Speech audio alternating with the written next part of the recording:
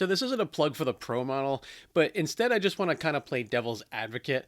Sony released the trailer for the PS5 Pro model, and there was a lot of stuff that I was kind of just left thinking, yeah, this is like $700, but why didn't they just lead with this in 2020?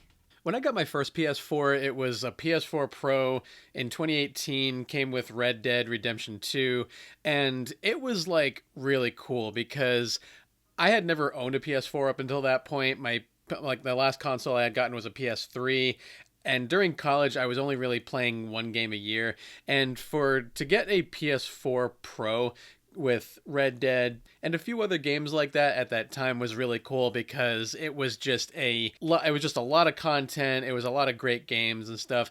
And really, when I looked at these games, I was all like, man, look at the detail in these things. I mean, I'm really glad I got a PS4 Pro because if I had a base PS4, I really wouldn't have upgraded, but it was really cool for those people who had just skipped out on the base version and went straight into the Pro version, especially when Cyberpunk came out and you could really only play on a PS4 Pro. Now, when the PS5 Pro got announced, it was pretty confusing because again, there's a lot of technical language that was in there, and there was a 37-minute even longer presentation that had a lot of technical language in there. Flopflation. Yes, this is a real slide we used in our actual presentation. There's a certain amount of flopflation going on here. And I'm the kind of person that only has 5, maybe 10 hours a week to game. When you hit me with all of those technical language, kind of what I get out of this is you get to play Final Fantasy 16 better, you get to play Final Fantasy VII Rebirth better. And the other thing is you don't really need to switch between performance and ray tracing. I mean, you kind of have both of them in one. This is all for $200 more to start. Granted, you don't have the side plates of a disk drive and a stand. I mean, I could see Sony not having the disk drive in there. Like, I don't like it, but I empathize with them a little bit on cost. But the stand? Like, come on. So all in all, we're really talking about a 40% markup on things that really should be led with. That's not to say that I don't like the PS5. I think that it's a very capable machine. I mean, it performs very well. It is ugly as sin, but the controller though, especially with the haptics and stuff, if I'm playing Cyberpunk and I'm reloading my gun, just the little clicks it makes to like after you reload the gun, or if you're playing The Witcher 3 and you feel that little like the little haptic feedback you get when you're riding your horse, all that little stuff just kind of adds up to like one really great experience. And regardless of what you think about the games of this season, I really think that functionality in the controller and as well as the frame rates really do add a lot to the game experience. So when you look at the PS5 Pro, who is this thing for, really? The people that come to mind are big YouTubers that buy this thing so they can break down and show everybody what's inside and how it performs and why you shouldn't get it.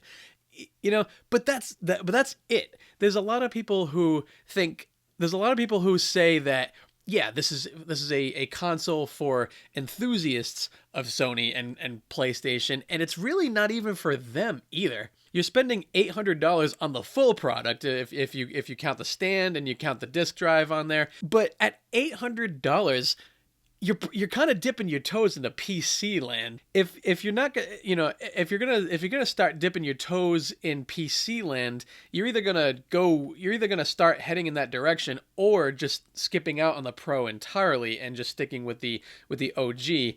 I mean, $500 is it's a price. And what's baffling to me is the $800 doesn't guarantee you 60 frames a second. But to spend that much money on not a guarantee of that performance is just kind of whack to me. Which leads me to say, what if Sony led with the PS5 Pro as the original PS5? Business aside, I'm strictly a consumer. I really don't know, what goes into the workings of a business and stuff. When you look at the PS4 Pro, you can make the argument, yeah, if you don't have the base system, then get the PS4 Pro. It's just an overall better purchase.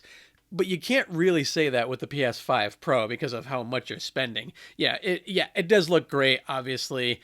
It's the best way you can play your PS5 games, but at what cost? I really think that if Sony had led with this as specs and stuff, and then saved a Pro model feature set for, like having a consistent 60 or 90 or even 120 frames as a professional level for that much money, then yeah, I mean, I think that would be a lot more, I think like the problem with Sony is that they're very focused on looks of a game, and even when you consider people, gamers like me and others who really don't have a ton of time, we're not playing Call of Duty, and we're not playing all these competitive multiplayer games, but even still, our time is very limited, so we're not really going into photo mode in all these games to look at all the peach fuzz that's on Aloy's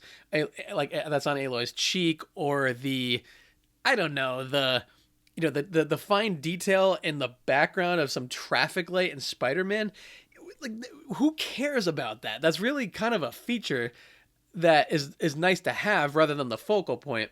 Really, what gamers want is better performing games that are targeted, that stay at 60 frames a second at least with these new consoles. Graphics don't make a game. I mean, as evidenced by Nintendo, what makes a game is the fun factor. Show of hands, in the comment section, is ray tracing an important thing to you?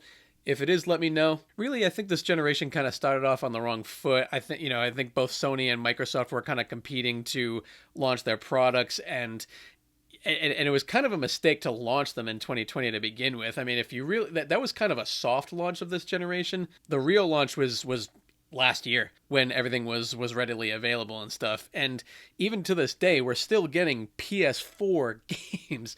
If there was something in the 37-minute presentation that really is a game changer that I'm personally missing, if you can please comment below what I'm missing. Really, what I'm getting out of it is more of a justification for the price tag, and I see all that stuff, but all this technical jargon is not going to get gamers like me and a lot of other people on board with that. I think the public perception of this is a little bit more value for a lot of it a price tag, if that makes sense. I think if priced at $600 for like a Pro model, or even for the original PS5 with Pro features in it, I think it would, like be a little bit harder of a sell, just like the PS3 was back in 2006. But I think gamers have kind of come to expect a higher price tag on things. I mean, it's, now we're launching consoles with a $500 price tag. We used to launch them with a $400 price tag. So I think it would be a little bit more forgiving now as opposed to 2006.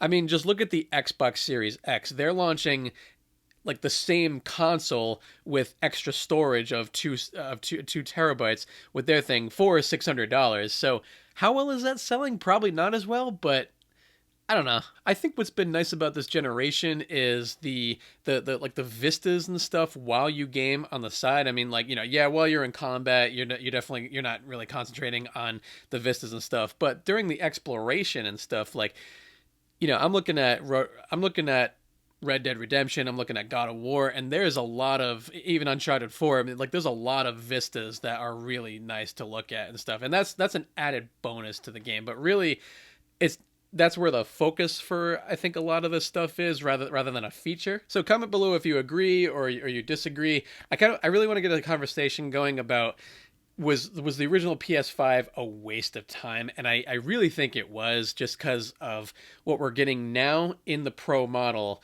is really what should have, like, they should have led with and stuff. So I'm sticking with my PS5. I really discourage anyone from getting a PS5 Pro model in general. And I mean, I really do love my PS5. I think the haptics and the controller alone, and mostly solid, and mostly targeting 60 frames a second games are well worth it. I do think there needs to be more original games and stuff, but that's besides the point. Like, let me know what you think in the comments below, and I'll see you in the next one.